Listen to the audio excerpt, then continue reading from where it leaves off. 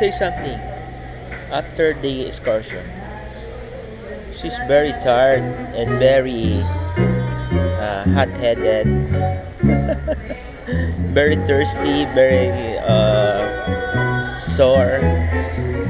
All yeah, all her bodies is very sore.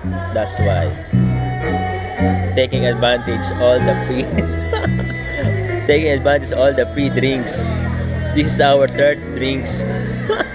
The third bar. We start in the level 7, then level 5, then level 6. That's why she's already bloated.